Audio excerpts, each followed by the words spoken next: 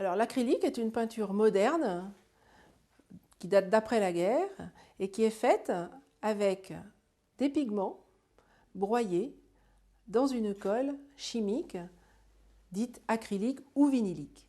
Dans les deux cas, ce sont des peintures qui sont solubles à l'eau, donc vous allez travailler avec de l'eau pour laver votre pinceau, pour travailler, pour diluer la peinture.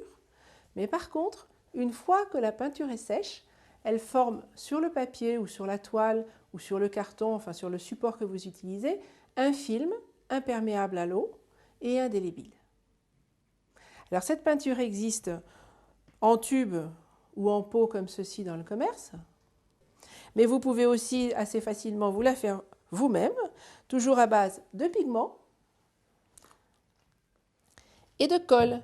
Alors, une colle acrylique ou vinylique, peu importe en fait. On verse. Alors là, j'en ai mis une quantité industrielle. Mais voilà, ça se mélange tout simplement comme ça. Si vous voulez avoir un mélange épais, vous mettez proportionnellement beaucoup de pigments. Si vous voulez avoir un mélange plus fluide, vous pouvez ajouter tout bonnement de l'eau. Alors, la colle a pour objet de lier les pigments entre eux et de former un film continu de particules colorées.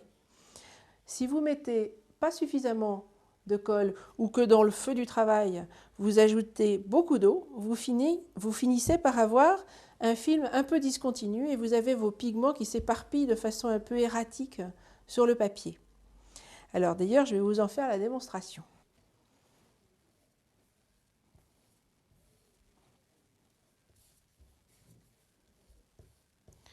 Donc voilà une couche très couvrante d'acrylique, de peinture acrylique. Si j'ajoute de l'eau à mon mélange, j'obtiens une peinture déjà plus transparente. Elle est beaucoup moins couvrante. Si j'ajoute encore un peu plus d'eau à mon mélange, j'obtiens une couleur complètement transparente, assez proche de ce que pourrait donner l'aquarelle.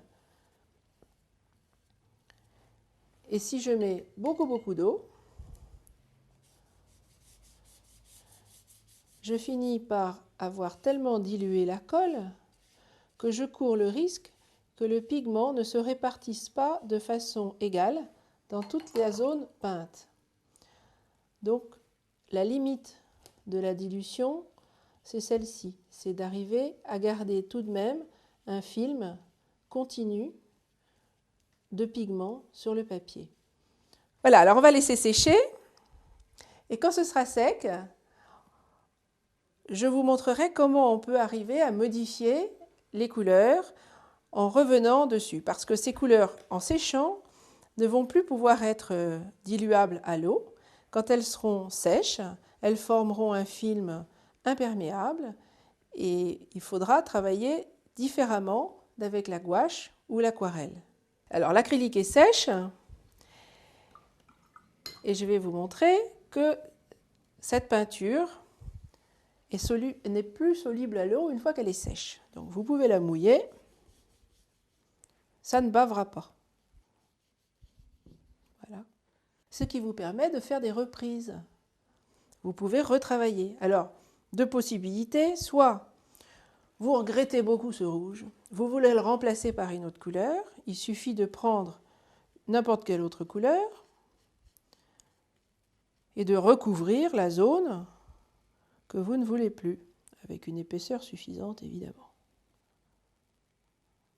Voilà. Maintenant, vous ne voulez pas remplacer, mais vous voulez légèrement modifier votre rouge, le rendre un petit peu violet.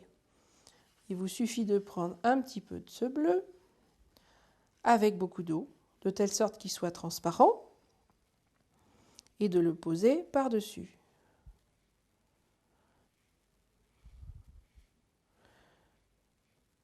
Donc, vous modifiez le rouge. sans le changer fondamentalement. Il est toujours là, il n'a pas bougé. Alors on peut essayer avec un jaune très dilué posé sur le rouge. Voilà. Mais ça vous permet de modifier le ton du rouge, de le réchauffer par rapport à cette zone-là, de la même manière qu'on l'avait refroidi en posant un bleu. Donc finalement, le rouge de base ne s'est absolument pas dilué, il n'a pas bougé d'un millimètre, il n'a pas bavé, il ne s'est rien passé. Simplement, on a modifié la couleur sur une zone en particulier. Donc si on veut recouvrir avec le jaune, qui est une couleur plus claire que le rouge qu'on a posé, il suffit d'en prendre suffisamment épais pour qu'il soit couvrant. Alors il faudra peut-être 2-3 couches pour arriver à couvrir complètement.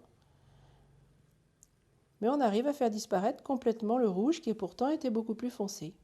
Alors l'acrylique, c'est un matériau qui est assez facile d'utilisation, qui permet beaucoup d'erreurs, beaucoup de reprises. Je le conseillerais personnellement aux débutants. Et puis il permet de faire beaucoup d'expérimentation, il permet de monter en matière. C'est un matériau très très commode. Voilà.